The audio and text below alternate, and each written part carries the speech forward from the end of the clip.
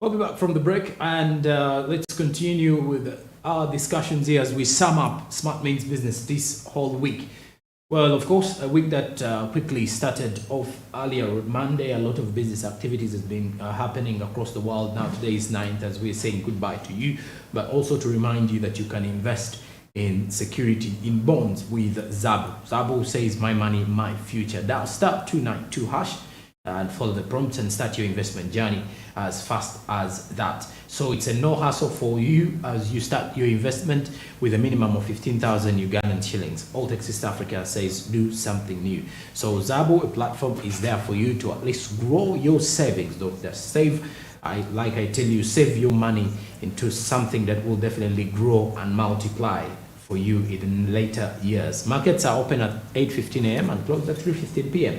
And quickly to remind you also that these markets are closed during weekends and also on public holidays. SSEBBALE, my money, my future. Alltech East Africa says do something new.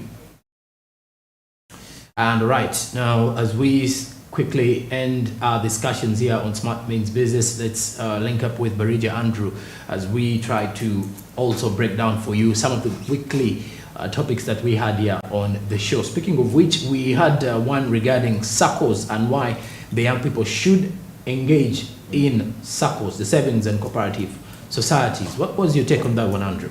Yeah, that was very, very interesting. You know, I saw something that was so remarkable, which I hadn't really thought about. The aspect that you find that there are quite these companies, major corporations that are trying to find ways they can actually support the youth in terms of skilling and financing. And one of the aspects is that when they release money out there to a different bank, you know, they always partner with certain banks. And for as a youth, for you to partake of this money is that you should be attached to a certain SACCO. Why? It's because there are certain amounts of money that you may not be in position to actually obtain from a SACCO. And now we are talking about big funds and talking about betting, let me say investments, which are really very transformational. You know, Joram, I've come to realize gone are the days when we used to believe in, you know, start small. Yeah, it is okay to start small, but the starting small of now is not the start small of 10 years back. True. You know, back in the days, probably you could have 100,000 and you could actually start something that could yield 500,000 in a space of probably 4 to 7 months. But it may not be the case in the current state. So that's why such initiatives are there to ensure that these huge sums of amount of money are given onto the SACCOs as a way to supplement what is already served. Because there are certain limitations SACCOs might be having towards the youth. So that was my really greatest take home regarding that aspect of why youth need to be part of the SACCOs. Well, it also comes with the fact that there are some of the ideas that happen, if we are to roughly sum it up all, that SACCOs collect people. It's just like a society coming together with one major idea of saving and seeing each other grow. So I think the young people, being the fact that they lack initial capital to start up businesses, engaging in these SACCOs will definitely be something to look at, and it will be something that will help them once they are seeking for money to start up. Now also we had something to do with cyber fraud. How to deal with cyber fraud within the country. This is because the generation that we are in now is used to the internet, and we want to ensure that we engage in these activations. But that is something that I think you've got more of the expertise in, with the fact that you're running the show Smart Tech. And what were some of the ways, or what are some of the things that you discussed about during that weekly discussion? Well, very interesting. And you know, one of the things we need to understand is that maybe something which some people don't know out there, some entrepreneurs, some businesses, is that the greatest success to your business progress to massive levels that people look up to you and they really want to be, you know, dreaming to be like you, is knowledge, information. It's the greatest secret you can ever have. Something you know that others don't know. Now, in most cases, let me tell you, there are companies that do things and they have what we call formulas. And these formulas sustain them for over the years. You know, so such formulas are kept in a certain way. There is a way they are reserved in that way. So that is separate information. So cyber fraud, somebody doesn't have really to take your money. Let me tell you this. Some people think it's all about, you know, losing billions of money. Yes, companies have lost money, but if somebody can have access to that secret formula that you employ into your business, that is attributing to your success, they already have it. They may not even come out publicly to publish your formula, but they are going to just do it. And to make things interesting, they'll make it much more better than that. And before you know it, you're out of the market and you don't know why. Why? Somebody hacked into your information and your company system and was able to get that information and is using it for the benefit of their company.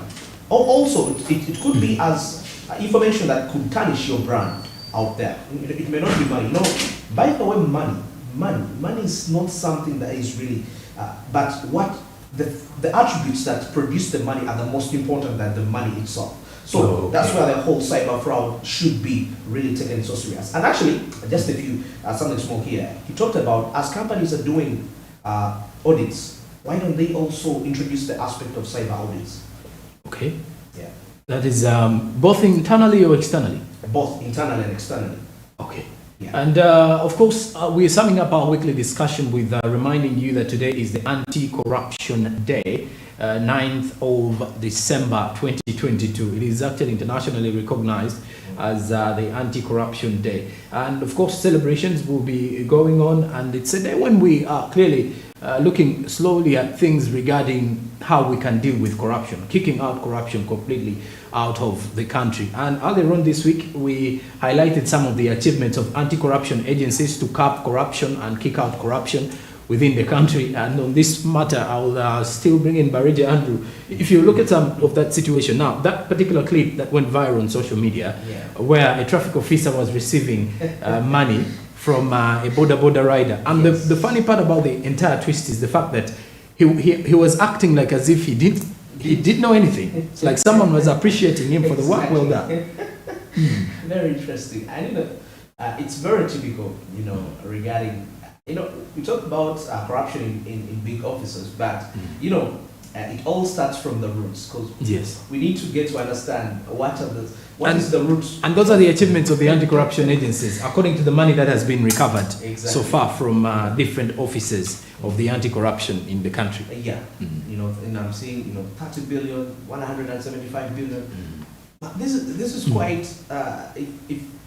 This is potential fund. These are potential funds to really invest back into the country, other than relying on foreign donations.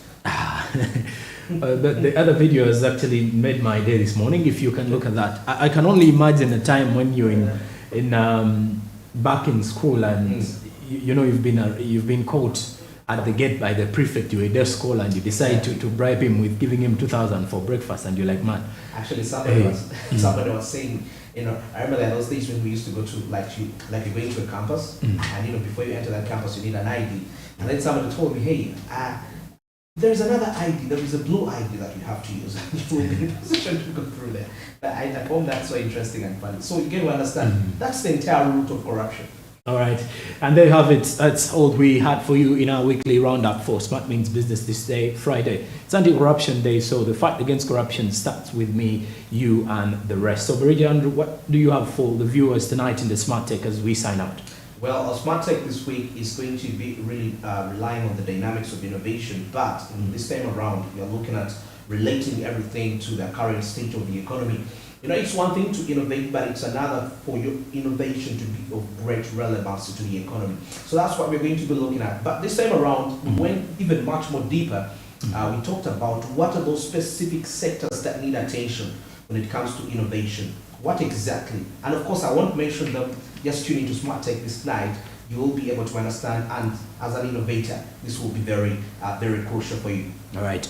All new and fresh episodes of Smart Tech and Farm Smart all tonight, Friday, as you'll be getting more of that. And this particular moment in time, Smart Means Business, that's come to an end. Just roughly to take you to another session of discussions in regarding to the financial market space. If we are to look at that, there is an ongoing training, a masterclass running 4 days, which has been running for 4 days now at MARKERT Law School under the Convener Center for Law and Emerging Technologies and Skill Haven. Well, joining us and to discuss, to take you all, the viewers, through the entire situation of the blockchain discussions, we do have Anthony SSEBBALE, who is already in here to give us more of those particular details. Good morning, Anthony. Very good morning, Durham Paul there. How are you doing? I'm doing okay.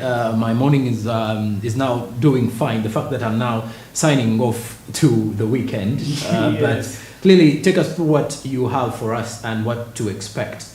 Well, today. Durham, there's a lot happening at law school today, and in the next 3 days or so, Blockchain Association of Uganda, together with CLET and Skill Haven, are having a masterclass on blockchain technologies in Uganda. So, Mr. Durham, if you look at the entire world currently, digital currencies are taking the world by storm, cryptocurrencies and the like, and Uganda seems to be lagging behind.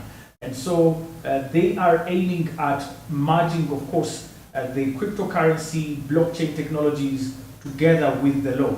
And this is from the grassroots, looking at law students as the people who are going to actually hold the mantle when it comes to regulating this blockchain space. And so this program is going to be running for 4 days, and we have the Blockchain Association of Uganda and CLET being the forerunners, but also the students at MARKERT University are some of the very great stakeholders when it comes to this. As you understand, we cannot do away with the law when it comes to money, and so the very important thing is to start from the grassroots and train them on how they can actually understand and regulate this market space. Okay, and there you have it from me. Signing out here, Smart Means Business. Only to leave you with financial markets and Anthony SSEBBALE to take you through whatever is coming in from the MARKERT Law School. Have a good morning and a nice weekend. Well, thank you so much, Durham. Your weekend has just started much sooner than mine, but we are yet to actually enjoy the weekend. Ladies and gentlemen, a very good morning and a warm welcome to the program. My name is Anthony SSEBBALE, and I am your host for Financial Markets. Today is a very exciting Friday, especially at law school, MARKERT University, where we are currently having a blockchain masterclass, and we have our reporter there, Martha, and she's going to be bringing us a live feed from the event. Martha, can you hear me? And what's happening at the MARKERT Law School currently?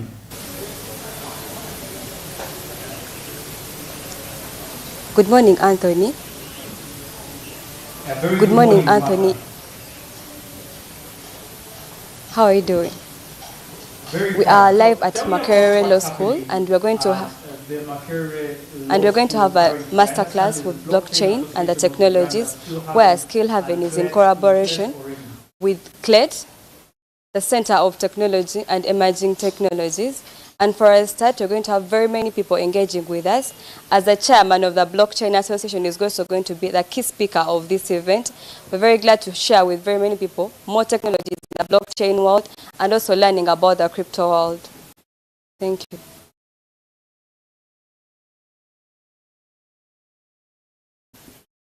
Yeah, thank you so much, Martha. Now we're going to go to the Blockchain Association chairman. Okay, Mr. good morning, everyone. who will have the opening remarks. Good morning, for everyone. The event there at the MARKERT Law School. Stay with us. You're watching Smart 24 TV, and we drive your business.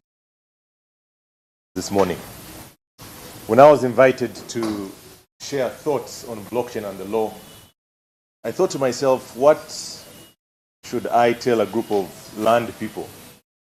So, yourselves already are familiar with many issues.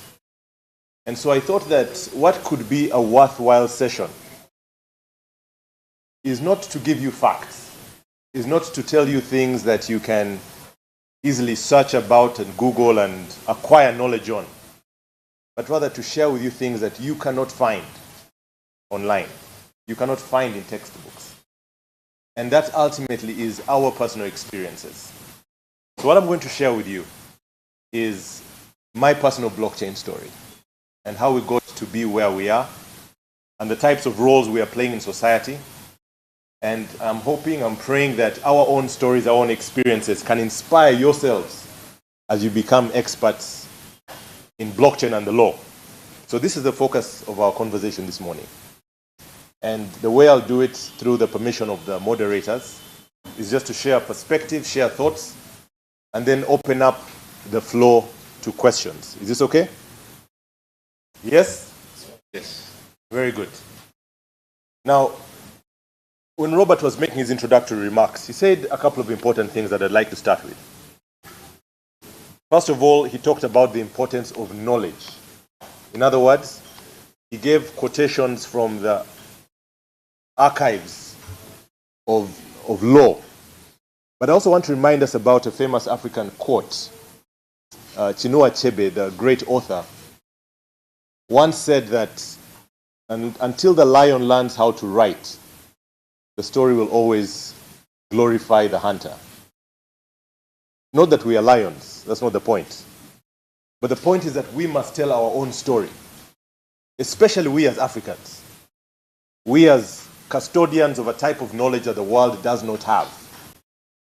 And so as we are talking about Fourth Industrial Revolution, as we are talking about blockchain, it is critical that the institution of knowledge that MARKERT is, the institution of knowledge that the law school is, the perspectives that yourselves have as young legal minds being prepared for the world ahead, you tell the world our story. And so I will share my story, and I want yourselves to take it in and as well begin to tell your own stories through giving talks, through the content that you put out, through the publications that you'll soon be writing. So my story in this world of blockchain begins around 2015. And like I said earlier, I will share maybe 3 things from my story. And I'm hoping that these 3 things will inspire you. Take them as tasks that yourselves must be able to take on in order to become experts on blockchain and the law. So my story begins in 2015. I was working on a software project for a famous period that happens in Uganda every 5 years. Who knows one of the most famous things that happens in our country every 5 years? Very good, elections.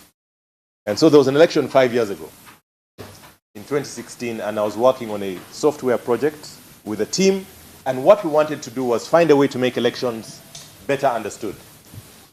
And so as you may study blockchain, you'll realize that blockchain is one of the most powerful technologies that will soon enable elections to be carried out a lot better. But governments around the world are not yet at the stage where blockchain will be incorporated. But soon it will be, once you understand the power of blockchain. And so as we're working on that project, one of my colleagues asked me, the gentleman who's coming in shortly, a famous question that all of you will hear in your journeys. And it is the question, have you heard of Bitcoin? And the answer of most normal people is no, I don't know what that is. But then when you realize what it actually is, it dawns on you the capability of what this technology is. So he was talking about Bitcoin because that is the application. It's an application of this technology called blockchain. And so we began to look at what Bitcoin was and what blockchain was. And the usual response when someone is asked about Bitcoin is that they Google, they see what is the world saying about it, what is the price of this thing. And it's easy to get caught up in that. And I remember looking at the price of Bitcoin at the time, November 2015, it was $333. And I said, this thing is too expensive, I don't want anything to do with it. I think the price has since soared. I'm sure you know the latest price today. Okay, in that range. A bit far from 333. But the principle was the technology. And so that was my first interaction with this world of blockchain. And it's a rabbit hole. For those of you who know the story of Alice and the Wonderland and going to the rabbit hole, you realize that the deeper you go, the more things begin to unravel. It's like this context of an onion that continues unraveling and unwrapping the deeper you go into it. So that's what blockchain is. And so at that first encounter, we said, but what are people in Uganda doing with this thing? And so we realized that people were talking about Bitcoin and cryptocurrencies, but didn't know how to access them. And so we said, let us create a Forex bureau. But a Forex bureau online, just like the way you go to a Forex bureau today, you go with your Uganda shillings and they give you dollars. You go with your dollars, they give you pounds. So we said we can do the same thing. we can create a forex bureau where people give us Uganda shillings and we give them Bitcoin. So we're trying to solve a problem which we realized existed in society. People were talking about cryptocurrencies but didn't know how to access them. So we created a forex bureau, but a forex bureau online, not a physical place where you walk in, but a digital place where you log in and access. And so those are now called OTC desks, over-the-counter desks, or cryptocurrency exchanges. And so in 2016, we created the first one in Uganda, which was a step in the direction of, the important direction of action. What do you do when you learn something? What do you do when you realize a problem? You take a step of action. And so we started an organization called Bitreco, the Bitcoin Trade and Exchange Company, and built this online forex bureau. So this was in 2016. Now, I want you to recall that I had mentioned I was still doing software development. So we're still building applications as we were beginning to understand what this technology is. And end of 2016, I get an admission to go to the United States. I went to do my master's degree. And I went to a fairly important institution called Harvard. Now, while I was at that important institution, something caught my attention. It caught my attention that while I was there doing my master's program at the Harvard Kennedy School, I had classmates from central banks around the world, and moreover the two leading ones, from the Federal Reserve in the United States, as well as from the one of China, the People's Bank of China, which is the central bank of China. And as I engaged them, I realized that the individuals who were attending the school where I was happened to not just be from these central banks, but also happened to be from specific departments and were keenly looking at this subject. So it caught my attention, why are people from central banks here? I mean, what are you here to do? And so as I began to speak to them, I realized, it dawned on me that this thing that we had stumbled upon in Uganda was not just a fad on the streets. I began to appreciate that serious central banks around the world, leading institutions, were deploying some of their staff, some of their best, to begin to deepen an understanding on policy issues. At the same time, a neighboring university called MIT was running a program. They were running a Bitcoin program in which they had chosen to give $500 worth of Bitcoin to their undergraduate students. And so it became clear to me that there is something going on that is more than the fad that I had seen or heard about through the media. And so these two leading institutions, some were taking in students, others were running programs, all in an effort to make sense of policy direction. Now, as I took more and more interest, I could see where things were going. It was clear that leading nations around the world were projecting economically over the next several years. They were seeing that there's going to be not just economic fad, there's going to be geopolitical changes. The landscape globally in the field of finance is going to evolve. Thank you very much, ladies and gentlemen, for staying with us. This is Smart 24 TV, where we drive your business. That's, of course, live feed coming in from MARKERT University Law School, where the Center for Emerging Law and Emerging Technologies and the Law is currently convening a masterclass on blockchain technology. We are going to take a very short breather, and we return with more from the law school at the masterclass. Remember to follow us at Smart24 TV on Twitter. The hashtag is Financial Markets. My name is Anthony. Stay with us. We'll be right back.